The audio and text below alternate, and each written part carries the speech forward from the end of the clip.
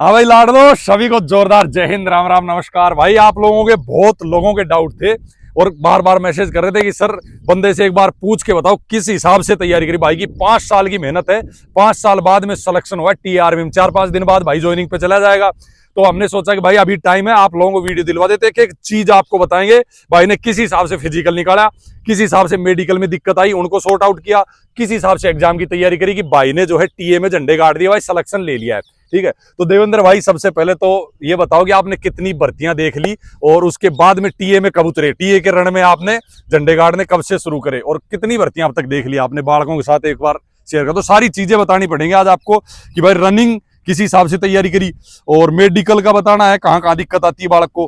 Pushup वगैरह का बहुत इश्यू आता है, इसमें 15 बोलते 15-20 की तैयारी करनी पड़ेगी 10 मारने के लिए। और एग्जाम की तैयारी कैसे करी, तो शुरुआत में तो अपने बारे में बताओ थोड़ा सा, इनको पता लगे कि भाई आपने कौन कौन सी भर्ती देखी थी। जय हिंद भाइयों, आपका फौजी भाई यूट्यूब चैनल पर स्वागत है आपका। मैं आपका भाई देवेंद्र, टी आर्मी देवेंद्र। मैं बताना चाहता हूं कि मैंने 2019 से भर्ती स्टार्ट की थी। 2019 से देखना शुरू कर दिया था। 2019 से भर्ती स्टार्ट की थी देखना। सबसे पहले मैं अलवर एआरओ से भर्ती देखता था। उस समय अलवर एआरओ से भर्ती आती थी, आर्मी की रेगुलर जीडी जनरल ड्यूटी की। तो वहाँ देखा 2-3 बार एक भर्ती देखी थी मैंने वहाँ। तो मैंने वहाँ रनिंग कंप्लीट कर दी थी, पर मेरे को अंडर एज में निकाल दिया था भाई साहब। उस टाइम एज नहीं हुई थी। एज नहीं हुई थी। मैं एफिडेविट भी लेके गया था, पर उन्होंने एफिडेविट मेरा चलाया नहीं। ठीक है, मैं उस भर्ती से निकल गया। उसके बाद 2020 में कोरोना आ गया, 2 साल तक भर्तियां नहीं आई। 2 साल बिल्कुल भाई साहब, 2 साल भर्तियां नहीं ओवरेज हो गए जीडी से। हाँ, उसके बाद मैं जीडी से ओवरेज हो गया। ठीक है, फिर एक क्वालिफिकेशन मेरे पास बचा हुआ था, मेरे पास थी बायोलॉजी।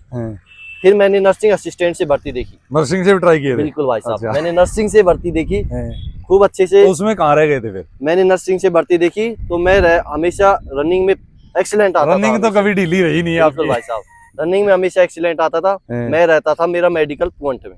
मेडिकल बनता था मेडिकल? मेरा एक ही मेडिकल पॉइंट था, सिर्फ हाथ का, हाथ के एंगल का मेडिकल पॉइंट था। राइट वाले हाथ में, लेफ्ट वाले हाथ में मेरा मेडिकल पॉइंट था। तो वर्कआउट वगैरह करने से बाद में नॉर्मल हो गया, कोई इशू आया नहीं। तो हमेशा मेरा एक ही पॉइंट बनता था। कैरी एंगल का अपने वीडियो डाल रखा है, अगर आपका भी हाथ का पॉइंट बनता है ना, शानदार वीडियो डाला हुआ है, देख लेना। उसी हिसाब से वर्कआउट करोगे तो हो जाएगा। भाई से भी वर्कआउट बता देंगे आपको किस हिसाब से क्या कहानी रहेगी। तो हमेशा मेरा एक ही पॉइंट बनता था, हाथ वाला। तो उसमें आउट हो जाते थे। उसके बाद फिर इसके बाद मैं नर्सिंग से भी ओवरेज हो गया। ठीक है, फिर मैंने सोचा अब तो मैं लगूंगा नहीं, क्योंकि भर्ती में ओवरेज हो चुका। तो 19 से मतलब 7 साल हो गए आपको हैं? जी भाई साहब, कम से कम 6-7 साल हो गए मेरे को भर्ती देखते हुए। ठीक है, मैं 2-3 साल अब क्या करूं, वेट करता रहा। फिर अचानक से खबर आई टीए भर्ती आ रही है।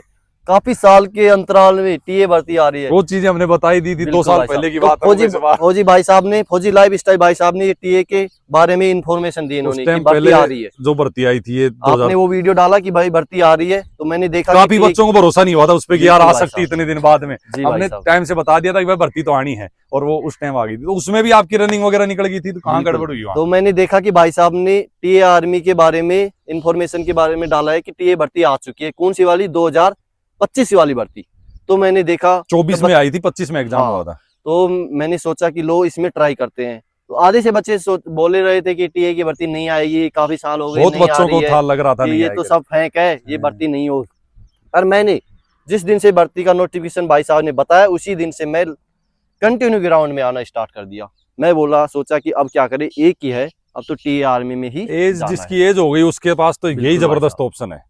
तो मेरे पास एक ही ऑप्शन बचा हुआ था कि अब तो टीए आर्मी में ही जाना है। मैं उसी दिन से तैयारी स्टार्ट कर दी ग्राउंड में, इसी ग्राउंड के अंदर तैयारी स्टार्ट। भाई यही ग्राउंड है, आप लोगों ने भाई पर दिखा देना। इसमें हमने वो कैंप भी करवाया था आपका, प्री फिजिकल और प्री मेडिकल का, फ्री ऑफ कॉस्ट। बच्चे बहुत दूर दूर से आए थे, सबका जो है प्री मेडिकल चेकअप भी करवाया था और फिजिकल भी बालकों ने मारा था। शानदार ग्राउंड है, इसका ड्रोन शूट भी आपको मिल जाएगा शॉर्ट्स के ऊपर। तो शानदार यही ग्राउंड में भाई ने तैयारी करी थी। जी भाई, और फिर उस टाइम रनिंग निकल गई। तो मैंने तैयारी की। मैंने आपके इन्फॉर्मेशन के अनुसार मैंने एक सेंटर चूज किया। हाँ, सेंटर बताया था कि बेलगांव गया सही रहेगा, अपने लिए सही सुटेबल था आपके हिसाब से वो। तो बेलगांव में भर्ती देखने गया टीए की। ठीक है, वहाँ गया और मैं वहाँ के रनिंग मैंने कंप्लीट कर दी वहाँ। ठीक है, मैं मेडिकल में अनफिट हो गया था वहाँ। फिर कर दिया था ना मेडिकल जी, इसी एंगल का पॉइंट मेरे को फिर वही मिला टीए में, इसी हाथ वाला। फिर मैं मेडिकल अनफिट हो गया।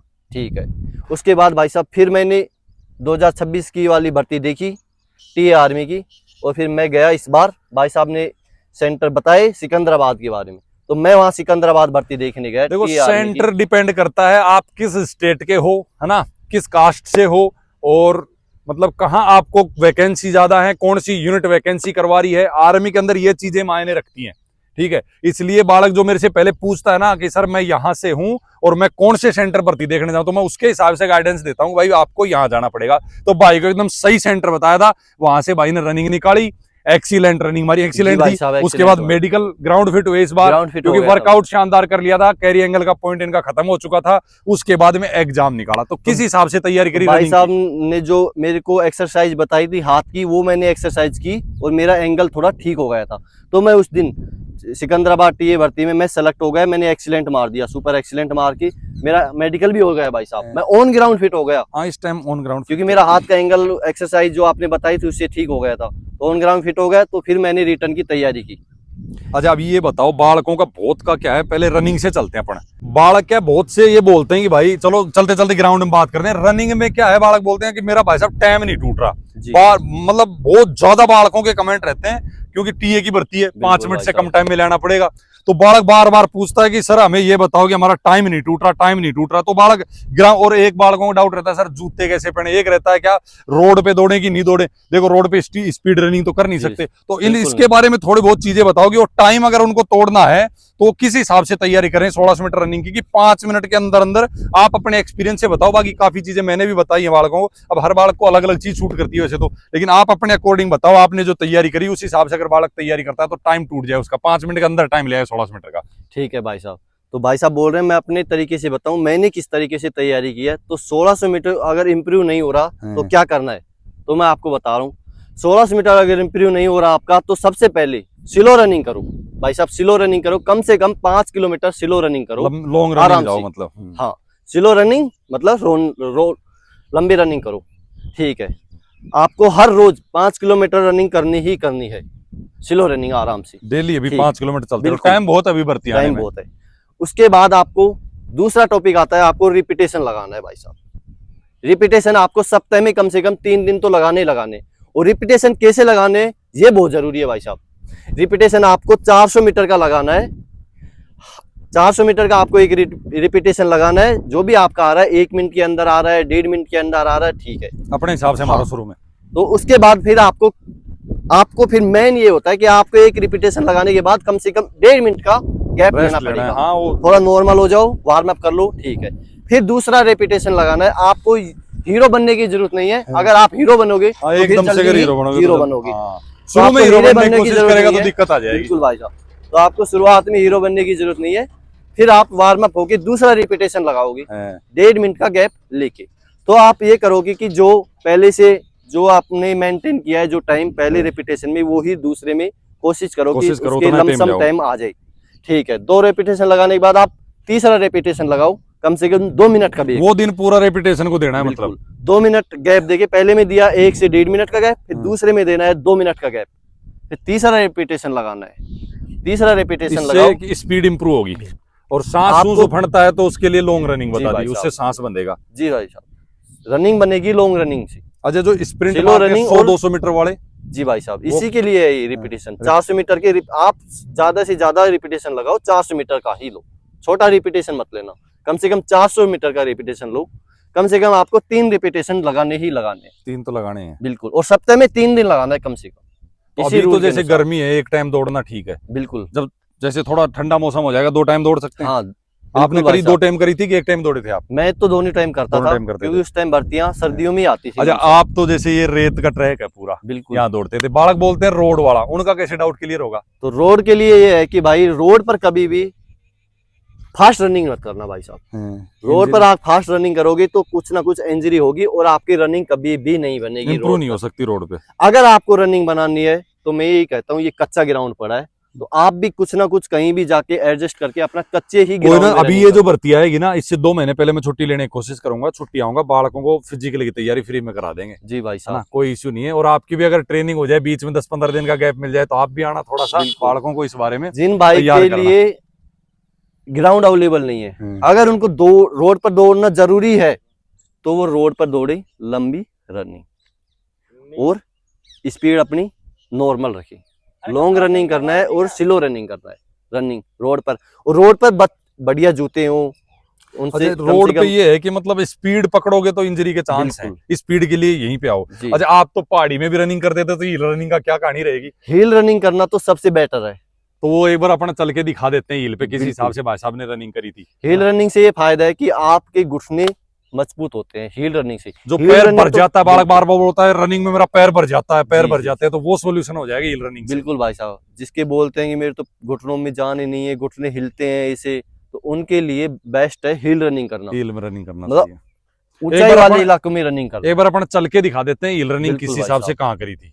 भाई देखो, ये है पूरा पहाड़ है ना, पूरे पहाड़ में इस हिसाब से रोड बना हुआ है भाई। सप्ते में एक दिन यहाँ जरूर आता था रनिंग करने के लिए। इससे क्या है, जो पैर भर जाते हैं ना, आपके पैर भरते हैं, पैरों में दर्द होने लगता है रनिंग के टाइम पे, और जो सांस फूलता है, उन चीजों को रोकने के लिए आपको हिल रनिंग अगर कहीं मिल जाए आसपास, तो सप्ते में एक दिन जरूर कोशिश करोगे आप हिल रनिंग कर पाओ। हर सप्ते एक ना एक दिन जरूर आता था हिल रनिंग करने के लिए। इससे क्या है कि थाई मजबूत होती थी और सांस भी बनता था। एक भाई देखो, इस हिसाब से कहीं सीढ़ियां मिल जाएं तो सीढ़ियों में भी प्रैक्टिस किया हुआ, मतलब आपको काफी इंपॉर्टेंस रहेगा, आप लोगों के लिए काफी फायदेमंद रहेगा ये भरने के लिए, आपके ना मजबूत करने के लिए। सप्ते में एक बात तो जरूर करें, क्या है कि इससे कि थाई बनती है। अगर पैरों की थाई बनेगी तो मजबूती आएगी पैरों में, पैरों में मजबूती आएगी, ऊपर से सांस भी बनता है। तो दोनों चीजें करते थे आप, वहां से दौड़ के आए, सीढ़ी चढ़ना है। मैं यहाँ तो टाइम लगा के दौड़ता था, ये भी है। मतलब सप्ते का एक दिन का वर्कआउट आप यहाँ देते थे जरूर। तो सप्ते का कोशिश करो, अगर आपके आसपास कहीं हो ना ऐसा जहाँ ऐसी लंबी सीढ़ियां हो 100-150, तो यहाँ तो भाई पहाड़ है, पहाड़ में माता जी का मंदिर है, वहां ये पहाड़ पे रनिंग मार के दौड़ लेते थे, यहाँ सीढ़ियों पे चढ़ लेते थे, तो ऑटोमेटिक मजबूत हो जाती थी रनिंग।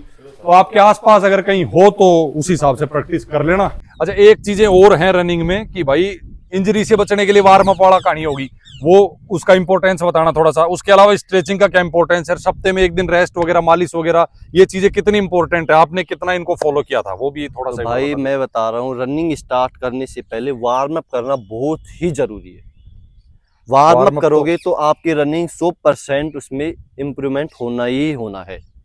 और वार्म अप करने का हम आपको वीडियो डाल देंगे। नॉर्मल वार्म अप करना है आपको, थोड़ा सा शरीर गर्म हो जाए बस, ये है।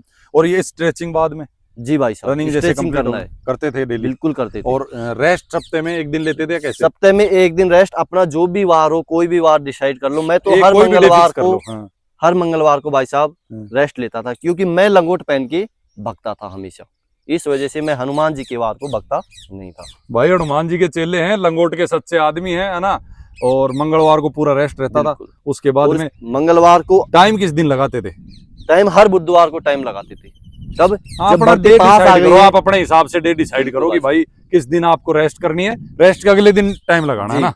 जिस दिन रेस्ट लिए उससे अगले दिन ही 1600 मीटर। बाकी अगर आपको कोई डाउट हो ना रनिंग को लेके, तो पर्सनली आप मैसेज कर लेना, सोल्व कर देंगे, कमेंट कर लेना। भाई साहब का भी चैनल में कोलैबोरेट कर दूंगा, अभी इन्होंने टिप्स देना शुरू किया है चैनल पे, यूट्यूब पे, तो उनका चैनल पे ये वीडियो आपको कोलैबोरेट मिलेगा। भाई साहब से जुड़ सकते हो, पर्सनल सवाल पूछ सकते हो आप, ठीक है। तो रनिंग को लेके अच्छा खासा इनका भी एक्सपीरियंस है। आगे आने वाले समय में ये तो भाई सर्विस में तो रहेंगे, तो अपना एक्सपीरियंस आपके साथ शेयर करते रहेंगे। तो भाई इनके साथ आप आराम से जुड़े रहना। अच्छा, उसके बाद आ जाता है मेडिकल। रनिंग का तो लगभग हो गया, यही चीजें हैं। कंटिन्यू अगर मेहनत करोगे, वो ये शॉर्ट लॉन्ग स्पीड, और नॉर्मल रनिंग में क्या है, रिदम भी बन जाएगा, स्पीड बन जाएगी, सारा काम हो जाएगा। उसके कंटिन्यूटी इंपॉर्टेंट है, छोड़ना नहीं है बीच में। मेडिकल में कहाँ दिक्कत आती है कुछ बालकों को, वहां क्या बालक घबरा जाता है? मेडिकल में सबसे ज्यादा दिक्कत आती है बच्चों की चेस्ट फुलाने में। चेस्ट का वीडियो डाला था आपका, मैंने तरीका बताया था, वो शॉर्ट वीडियो देख लेना आप चैनल। वेट में आती है, हाइट के अनुसार वेट मांगते हैं, इम्पोर्टेंट ही है। और एक चेस्ट फुलाना। बाकी डाइट को लेके, डाइट ये है कि भाई साहब, डाइट ये है कि अपने शरीर से वजन की दुगनी डाइट लेनी है खानी पड़ेगी। इस हिसाब की रनिंग करोगे हार्ड, तो फिर आपको प्रोटीन आपको दुगनी लेनी है, अपने वजन के हिसाब से दुगनी प्रोटीन आपको लेनी है। उसमें आप कुछ जरूरी नहीं है कि आप बहुत कुछ महंगी चीज खाओ, नॉर्मल है आपको। नॉर्मल देसी डाइट प्लान वैसे मैंने डाल रखा है। मूंगफली खा लो, कच्ची मूंगफली आती है, चने हो गए, सोयाबीन हो गई, उसके लिए मुनक्के, किशमिश, ये चीजें नॉर्मल सस्ती आ जाती है। काजू बादाम अफोर्ड कर रहे हो तो ठीक है, नहीं कर रहे हो तो उस हिसाब से चलो, कोई जरूरी नहीं, ये चीजें भी बहुत। और अगर आपका सांस फूल रहा है तो इसके लिए मैं आपको भाई साहब बता देता हूँ कि आप सबसे बेस्ट है, दूध गर्म करके उसमें कम से कम 2 से 3 चम्मच घी डाल गए, शहद मधुमक्खी का शहद तोड़ लो या फिर कहीं से भी ले आओ, बाजार से मिल रहा है आपके पास। अगर गाँव के देसी बालक तो तोड़ लेंगे बिल्कुल, पेड़ में से, बिल्कुल उनको तो कोई भाई। दिक्कत तो नहीं है। सबसे बढ़िया है कि गर्म दूध में शहद डाल दो और थोड़ा गरम दूध, नुआया दूध रहे उसको पी लो। शहद सबसे बेस्ट है। अच्छा, गर्मी में तो दही और ये क्या बोलते हैं भाई, सुबह तो रही मारे हुआ अदबिला दही जिसको बोलते हैं वो हो गया, बिल्कुल। मक्खन हो गया कच्चा, तो ये चीजें भी सांस बहाने दलिया में खा मदद सकते हो करती आप, हैं। सबसे बेस्ट है दलिया। अब दलिया लाइट भोजन हो गया भाई, जी। फैट नहीं बढ़ाएगा, और उस हिसाब बिल्कुल, से दही हुई, ये केले उले तो हो गए हैं, केले बाकी खाओ तो दही के साथ खाओ। देसी डाइट प्लान के वीडियो है अपने चैनल पे, आपको मिल जाएंगे। हर एक चीज मौसम के अकॉर्डिंग हमने बताए हैं, वो चीजें आप देख लेना। मेडिकल में एक बालक घबराता, आप देखे होंगे आपके आसपास कोई घबराने से कंपन बढ़ जाता, हार्ट बीट बढ़ जाती है, तो उनके पॉइंट फालतू के बनवा लेते हैं बालक। इनका थोड़ा सा ध्यान रखना भाई मेडिकल में। मेडिकल में कभी भी घबराना मत, और अपना जो आपको पता है कि मेरे क्या पॉइंट है क्या नहीं है, आप छुपाने की उसको कोशिश करोगे तो आपको तुरंत पकड़ लेंगे शकल से ही कि ये कुछ ना कुछ छुपाने की कोशिश फ्री कर रहा होके है। दो, अपने मेडिकल जो है वो normal होना रहो, है, वो तो बिल्कुल कोई भाई दिक्कत साहब। नहीं है। आप नॉर्मल कितना अपने छुपा लो खड़े जो रहो, चीज़ है वो। जो होना है जो होगा, जो अगर आप बोला फ्री है माइंड खड़े हो तो क्या पता बच भी जाओ उस चीज में। बिल्कुल भाई साहब बच जाते हैं, हाँ। क्योंकि जो बोल रहा है जो ही आपको करना है, आपको चटकी दिखाने की जरूरत नहीं है ही नहीं। आप कुछ ना कुछ छुपाने की कोशिश करोगे तो वो तो फिर समझ जाएगा ये कुछ ना कुछ छुपाने की कोशिश कर रहा है, तो आपको जरूर पकड़ लेगा। तो मेडिकल हो गया, उसके बाद आ जाता है एग्जाम, सबसे इंपॉर्टेंट। बालक यार एग्जाम में बहुत रहते हैं इस बार। आपने एग्जाम के देखा- लिए तो भाई साहब ने, फौजी भाई साहब का यूट्यूब चैनल है फौजी लाइफ स्टाइल के नाम से, इन्होंने अभी डाला है बैच, अभी चालू बैच, कर दिया इन्होंने अपन अभी ने। लॉन्च किया है टीए आर्मी का स्पेशल। अपन ने बैठ के भी सारी चीजें बनाई है, बिल्कुल तो भाई कोई सुनिए। आप एक बार बैच के लिए ना तो डेमो आप क्लास एक बार मिल जाएगी। डेमो क्लास लेके जरूर देखिए। डेमो डाल रखी है यूट्यूब पे भी डाल रखी अगर है, ऐप आपको पे भी डाल पसंद रखी आए है। तो ऐप डाउनलोड करें फौजी लाइफ स्टाइल का और अपना क्लास उसमें कंटिन्यू करें। एक बार भाई बेस्ट है। डेमो क्लास देख लेना, वर्दी कैंपस नाम से ऐप है प्ले स्टोर पे, वहां भी डेमो मिल जाएंगी। बाकी अपने यूट्यूब चैनल पे डेमो क्लास मिल जाएंगी। एक बार चेक करके आराम से उस हिसाब से डिसाइड करना। बहुत ही शानदार, सिर्फ टीए के लिए पूरे भारत में पहला बैच बनाया हम लोगों ने अपने पूरे एक्सपीरियंस के हिसाब से।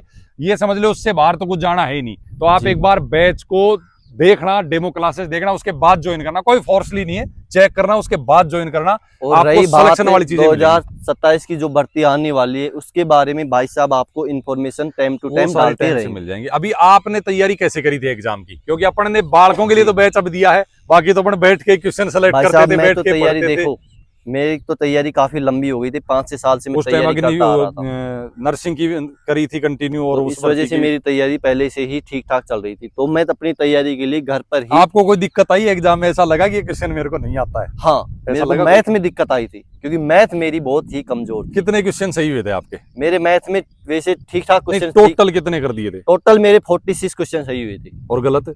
गलत मेरे 3 क्वेश्चन गलत हो गए थे। हाँ, वहाँ निगेटिव ठगी वहाँ पे ना। वहां पर नेगेटिव बहुत ज्यादा, आप कोशिश करना नेगेटिव से बचो, क्योंकि इस बार नेगेटिव एक बटा दो की है 1/2 की सीधा। कर दी है, सीधा 1/2 यानी मतलब कि 46 क्वेश्चन आपने सही करे, 3 गलत कर दिए, जी। तो 46 के हिसाब से भाई आपके 92 मार्क्स हो गए। बिल्कुल। 192 में आपने नंबर लिए, जिसमें से 3 का आपको निगेटिव लगा। यानी कि आप ये नॉर्मल मान के चलो 180 प्लस अगर बालक जा रहा है तो सिलेक्शन आराम ले रहा से है, सिलेक्शन है ले ना? रहा है। आराम से सिलेक्शन जी। ले रहा है। और ये 180 प्लस स्कोर हम आपका करवा देंगे, कोई इश्यू नहीं है। आप हमारे बैच से आराम से अगर पढ़ते हो, आज से स्टडी शुरू करनी पड़ेगी, लेकिन आपको ये नहीं है कि एग्जाम आ गया फिर रनिंग निकाली फिर आप बैच में आए तो फिर मुश्किल हो जाएगा। आज से आपको रनिंग के तैयारी लिए करनी भी पड़ेगी। आपको एक्सीलेंट ही मारने की कोशिश करनी एक्सीलेंट रनिंग, अगर आपको लगता है मैं रनिंग निकाल लूंगा, लेकिन ये है कि कुछ स्टेट की बात है। अब जैसे ईस्ट साइड में गुडवाले बालकों ने सिलेक्शन जी किया भाई है, साहब। लेकिन उसमें गुडवालों को क्या है, कम से कम भाई 46-47 क्वेश्चन सही करने पड़ेंगे।